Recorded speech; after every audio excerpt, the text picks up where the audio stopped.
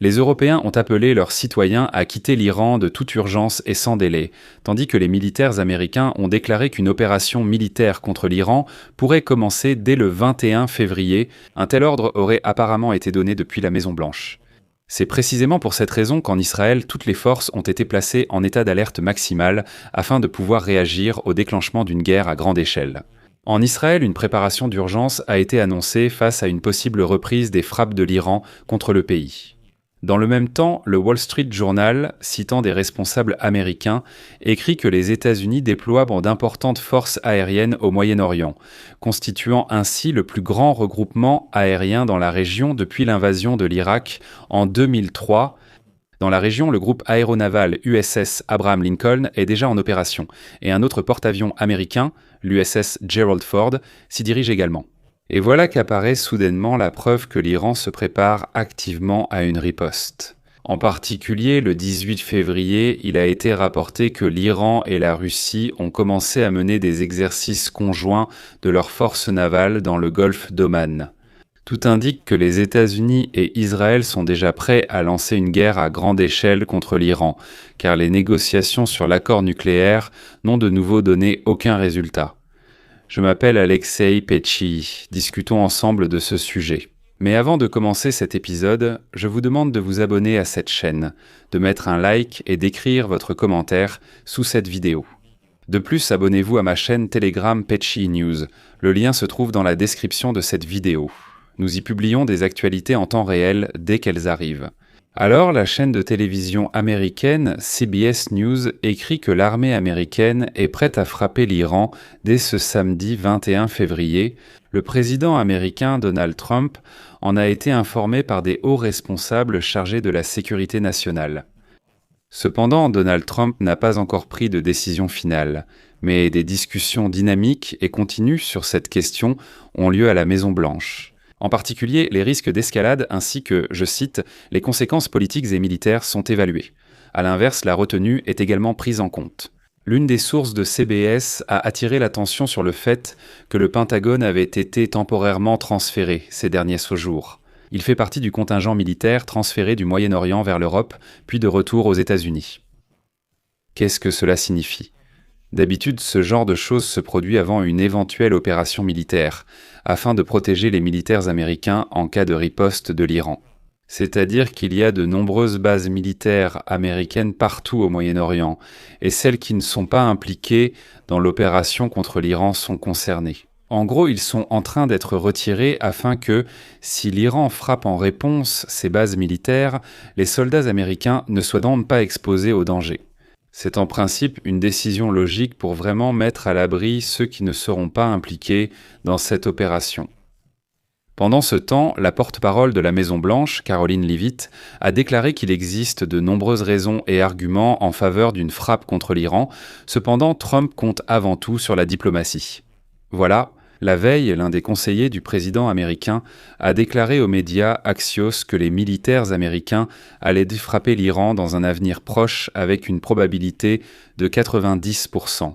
Il a souligné que l'opération ressemblera davantage à une campagne à grande échelle, proche d'une véritable guerre, plutôt qu'à des frappes ciblées comme cela a été le cas l'année dernière. Dans ce contexte, le niveau d'alerte maximale a été déclaré en Israël en vue d'une guerre. Comme le rapportent aujourd'hui les médias israéliens, Israël a commencé à se préparer à la possibilité d'une reprise des frappes iraniennes contre le pays. Selon un haut responsable américain, les négociations nucléaires entre les États-Unis et l'Iran à Genève n'ont été qu'une perte de temps. Un autre responsable affirme que l'Iran a jusqu'à la fin du mois pour accepter un ensemble de concessions substantielles concernant son programme nucléaire. Autrement dit, ils ont encore donné un délai de 2 semaines avant de frapper.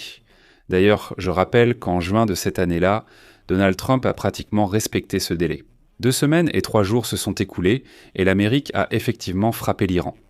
Israël a tenu des réunions à tous les niveaux pour se préparer à une possible approbation de la frappe par Donald Trump.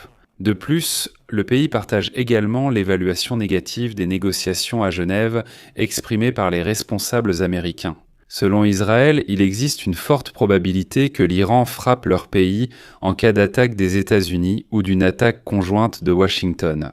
Pour cette raison, le commandement de la défense intérieure de l'armée de défense d'Israël et d'autres services d'urgence ont été chargés de se préparer à un tel scénario. Et si l'on compte le nombre de troupes que les États-Unis ont envoyées vers l'Iran, il y en a déjà plus qu'avant l'invasion de l'Irak en 2003, et ce n'est pas tout. Les États-Unis continuent de concentrer un immense groupe de porte-avions dans la zone de responsabilité, se préparant à une éventuelle campagne en Iran. D'après les dernières informations, le nombre total d'avions d'attaque déjà arrivés ou en route a dépassé 140 unités, sans compter l'aviation embarquée et les avions spécialisés, donc le chiffre est encore plus élevé. J'ai donc réuni pour vous un tableau complet à partir de sources ouvertes, et il est vraiment impressionnant.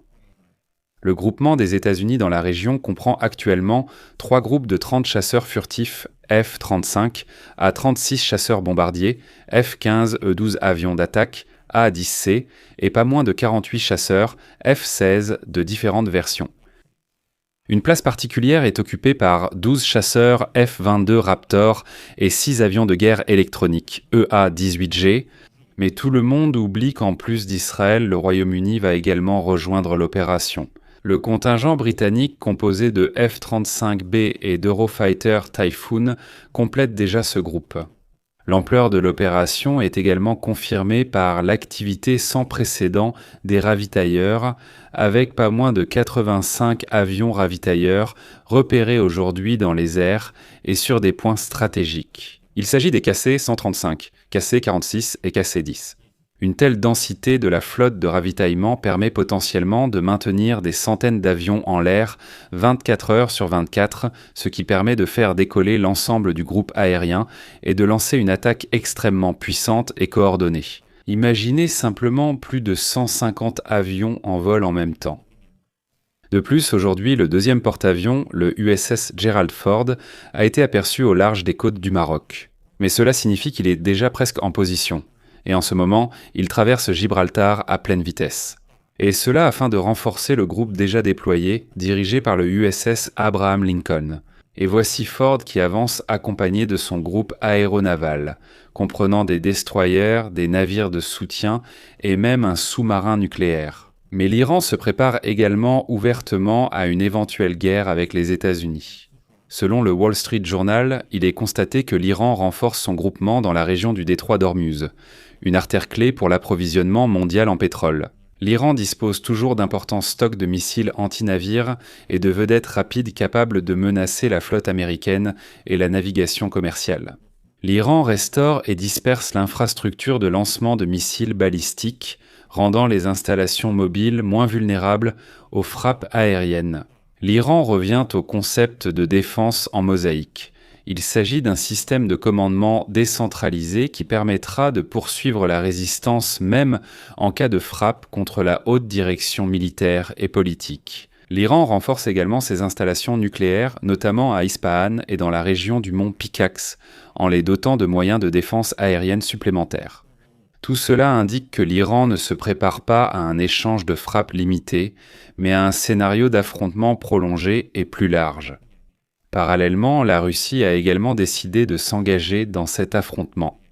Aujourd'hui, 19 juillet.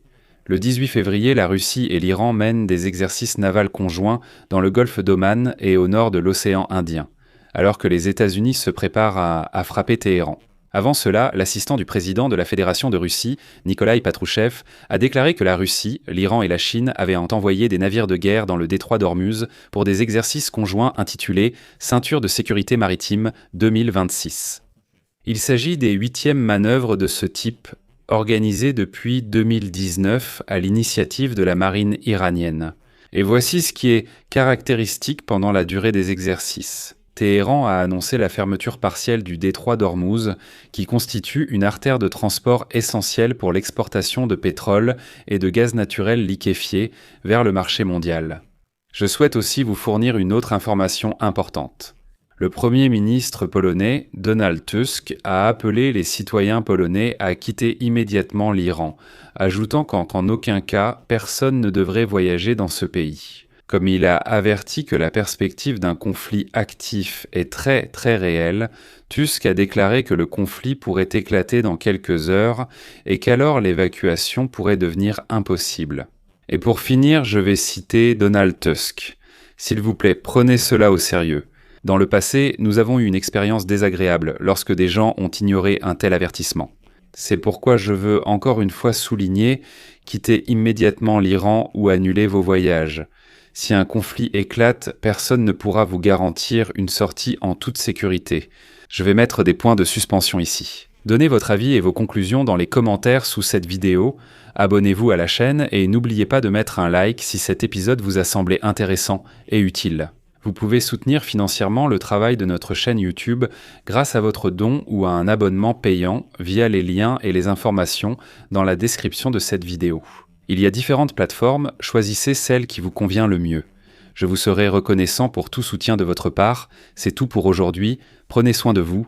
À bientôt.